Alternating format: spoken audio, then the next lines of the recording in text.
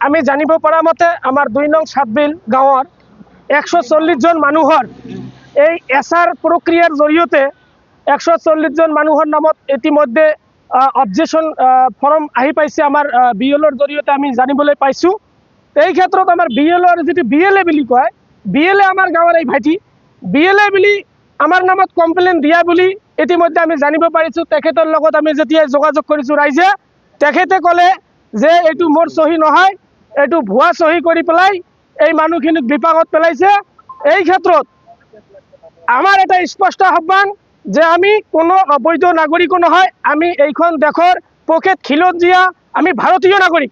আমাৰ পূৰ্বপুৰুষে ইয়াত ভোট প্ৰদান কৰি আহিছিল, ইয়াতে আমি জন্ম, ইয়াতে আমাৰ মৃত্যু। আজি আমি ভাৰতীয় নাগৰিক হোৱাৰ পিছতো আমাৰ ওপৰত কিহৰ ইমান হাৰাশাস্তি? এই হাৰাশাস্তি কোনোপধ্যে মানি লোৱা নহ'ব। আৰু যি আজি দেখিবলৈ পাইছোঁ এইবোৰ ঘটনা ঘটাৰ কাৰণত মূল কাৰণটো হ'ল অসমৰ মুখ্যমন্ত্ৰী ডক্টৰ হেমন্ত বিশ্ব শৰ্মাই যি সঘনাই তুলুঙা মন্তব্য কৰি থাকে, যি প্ৰতিদিনে যে মিয়াৰ ওপৰত অন্যায় কৰি থাকিম, অত্যাচাৰ কৰি থাকিম, একো কৰিব পাৰোঁ আৰু নোৱাৰোঁ, মিয়াক অত্যাচাৰ কৰিম। মিয়া কোন? দৰাচলতে মিয়া কোন? মিয়া মানে কি? মিয়া এটা ভাল শব্দ। আৰু কথা হ'ল মিয়াৰ নামত গোটেই মিয়া জনগোষ্ঠী কেইখন দেশত নহয় নেকি?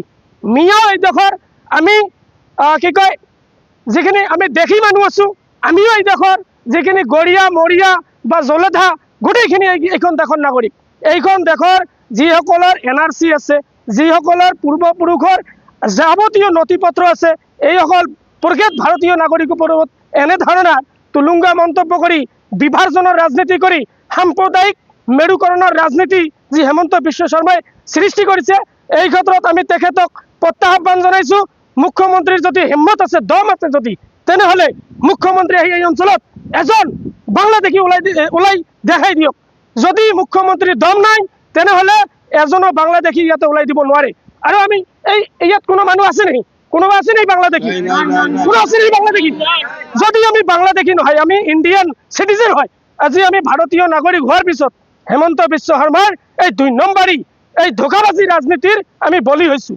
স্পষ্টকৈ কৈছোঁ, অতি সোনকালে আমাৰ এই যিসকলৰ ওপৰত হাৰাশাস্তি চলিছে, অনতি পলমে বিভাগীয় কৰ্তৃপক্ষ, নিৰ্বাচনী আয়োগ আৰু লগতে পুৰা ছিষ্টেমটো যদি অনতি পলমে আমাৰ এই বৃহত্তৰ ধৰ্মীয় সংখ্যালঘু মুছলমানৰ এই সমস্যা যদি সমাধান নকৰে, যদি এই ক্ষেত্ৰত যদি এই বিএলএ হওক আৰু বিএলএ হওক যিহঁতে আমাৰ ওপৰত অবজেকশ্যন কৰিছে বা যি এই ২ নম্বৰী যি কাৰবাৰখিনি যিটো মানে মুছলমানৰ ওপৰত যি আৰম্ভ কৰিছে, জাপি দিছে, যি ভোট কৰ্তন কৰি নিৰ্বাচনী বৈতৰণি পাৰ কৰাৰ যি মানে এক ষড়যন্ত্ৰত লিপ্ত হৈছে, এই ক্ষেত্ৰত যদি অনতি পলমে এই মানে সমস্যাৰ সমাধান যদি নোলায়, যদি সমস্যাবিলাক সমাধান নকৰি দিয়ে, তেনেহ'লে ৰাইজক মই আপোনালোকৰ জৰিয়তে মুকলি আহ্বান জনাইছোঁ, যিমান ছিষ্টেমটো আছে এই গোটেই ছিষ্টেমৰ ওপৰত আইনগত ব্যৱস্থা আপোনালোকে সকলোৱে, যিমান ভিক্টিম আছে সকলোৱে আইনগত ব্যৱস্থা গ্ৰহণ কৰিব লাগে।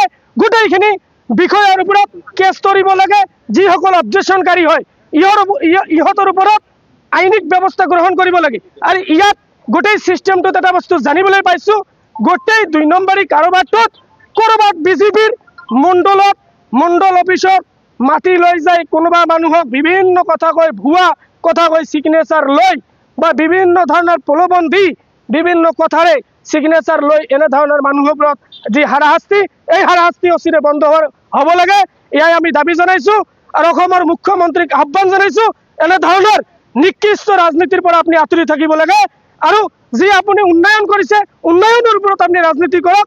এনেধৰণৰ জনগণৰ ভোট কৰ্তন কৰি আপুনি নিৰ্বাচন জয় হোৱাৰ যি মানে আখিলা দেখিছে, ইয়াৰ পৰা আঁতৰি থাকিবলৈ আহ্বান জনাইছোঁ।